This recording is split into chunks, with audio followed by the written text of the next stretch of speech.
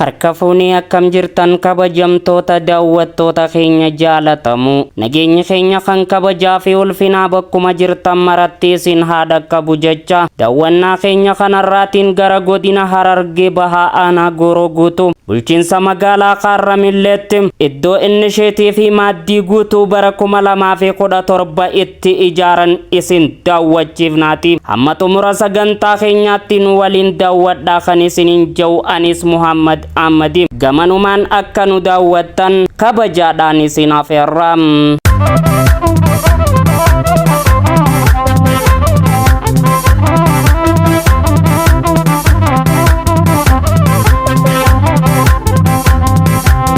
Hoggantoonni biyya isaanii jaalatan karooraa fi kaayyoo isaanii milkeessuudhaaf halkanii fi guyyaa osoo haara hin galfanne hojii isaanii hojjetan dhaloota borootiif seenaa gaarii kan galmeessanidha.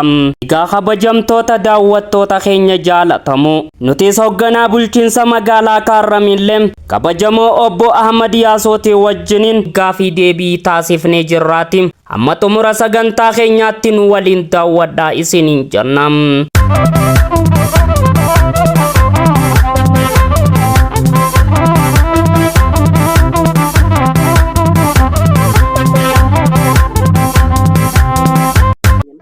Duraan dursee maqaa keessan guutuu fi akkasumas taatee hojii keessanii nuuf ibsaadha.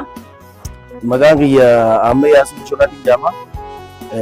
Itti gaafatamaa mana qopheessaa magaalaa Harramilleetti jira bulchiinsa qopheessaa magaalaa Harramilleetti. Hayyee meeqa innisheetii bara 2017 kana gaa akkamitti milkaa'ina kana arma geessanii akkamitti dandeessanii kana daawwattoota keenyaaf ibsaa.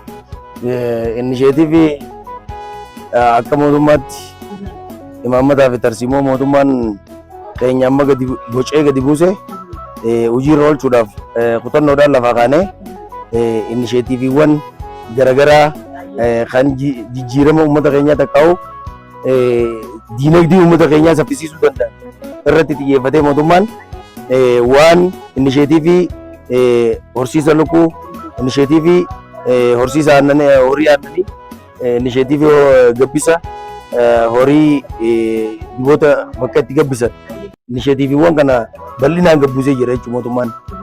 Nutis kanarra dhaabbachuudhaan iddoo innisheetiivii kana ittiin hojjennu qopheessuudhaan karoora baafannee innisheetiiviiwwan kana hundamaatti guutuu hanga kilaastara dammaatti iddoo kanarratti akka hojjennuuf karoorsinee lafaa kaane jalqaba lafti qophoone erga qophii lafa tanaa xumurree booda ijaarsa seenne ijaarsaan amma kilaasteroonni asirra jiran hangammaatti kilaasteroota 15 ga'anii jiranii sadarkaa kanarra jira. Gaariidha meeqa dargaggoota keenyaaf hojii uumuu irratti bulchiinsi magaalaa Harramillee kunuun maal fakkaatamee kanarratti hojjechaa? Dargaggoota hojii dhabeeyyii hojii hin qabne warra yuunivarsiitii irraa eebbifamanii hojii dhabanii tatta'an hojii itti godhuudhaaf carraa hojii kana uumuu qabna jennee lafaa kaanee bakka kana qopheessinee jira. Kanaaf warri dargaggoonni ammaan tana leenjii intarpiranaadha leenji'anii lafa taa'u jiranii nuti ammoo bakka isaan itti hojjetan san qopheessuuf jira.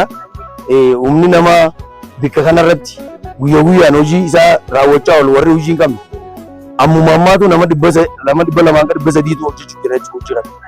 Nama 200 hanga 300 carraa hojii uumnee kan hojjechaa jirru ta'uu isaati. Manneen isin agartan kana guutuu dargaggeessa injiinaringii baratanii gurmaa'anii carraa hojii uummatanii hojii kana hojjechuu jiran kanuma magaalaa keenyaatti carraa hojii kana uumnee kilaasteroota kana hunda dargaggeessa kanaatu hojjechuu jira. Dargaggeessa kana ijaaruu jira. Yoo akkam xiqqaate nama 100 hanga 150 warra yuunivarsiitii irraa eebbifaman bakki kun carraa hojii nu uuma jennee kan hojjechaa jirru ta'uu isaati jechuudha. Gaarii dargaggoota keenya akkasumas naannaa olgaa kan jiran akka keessan kanatti muuxannoo keessan irraa fudhatanii egaa jijjiirama mootummaan ammaan sana eegale kana fuulduratti tarkaanfachee irratti dhaamsi dhaammatan yoo jiraate asumaan nu dhaama. Dhaamsi nuti dhaammannu mootummaan keenya paartiin badhaadhinni fedhii ilma namaa irratti bu'uureeffate jechuudha. Fedhii ilma namaa guutuu irratti jechuudha. Fedhii ilma namaa guutuu irratti waan bu'uureeffate jireenyi uummata keenyaa jijjiiramuu qaba. Jireenyi dargaggeessa keenyaa jijjiiramuu qaba. Jireenyi dubartoota keenyaa jijjiiramuu qaba. Akkaataan nuti hojiitti hojjennu akkaataan nuti ilaalchi nuti hojii qabnu jijjiiramee hojii hojjennee dalagannee carraaqqannee irraa ba'uu qabna yaadni jiru bu'uureeffannee jechuudha.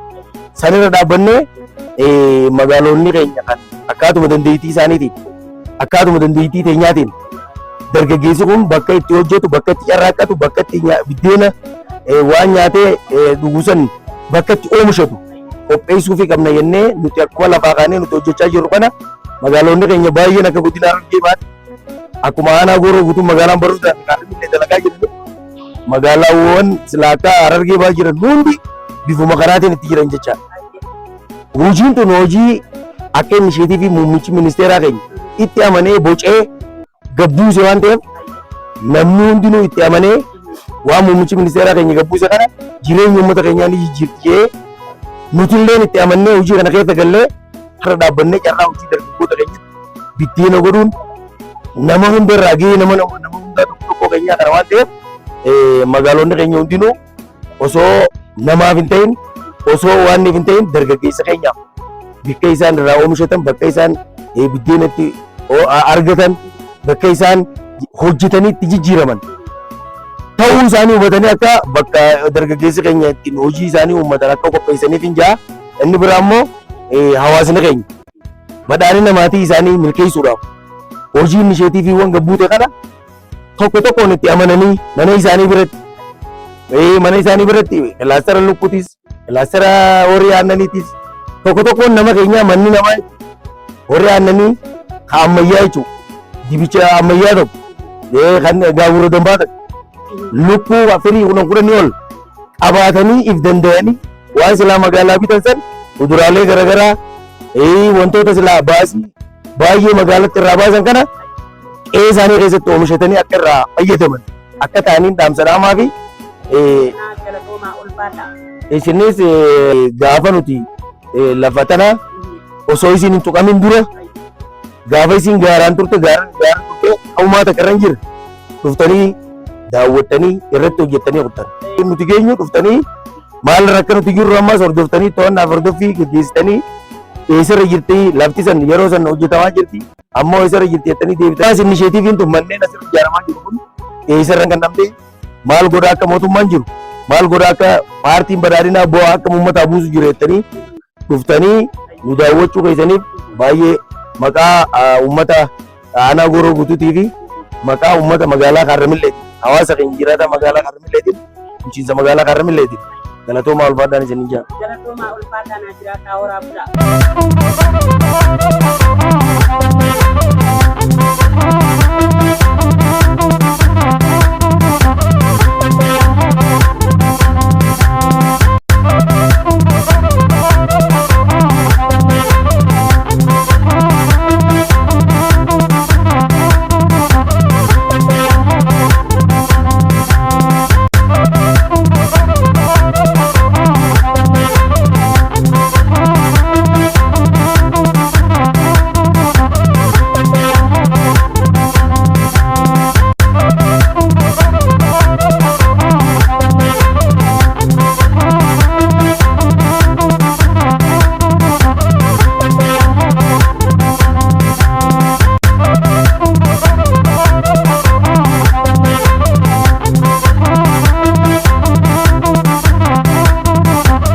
Egaa kabajamtoota daawwattoota keenya jaalatamoo turtiin ijaarsa innisheetii fi maaddii guutuu bulchiinsa magaalaa Harramilleetti kabajamoo obbo Ahmad Yaasuutii wajjiniin taasifne kan hanga ammaatti daawwattan kana tureeti. Qopheessee dhiyeessuudhaan akka isinii waliin ture Muhammad Ahmadi. Torban yoo rabbi jee qophii wal fakkaataa biraatiin hanga walitti deebinutti har'aaf gama kiyyaan nagayaatti.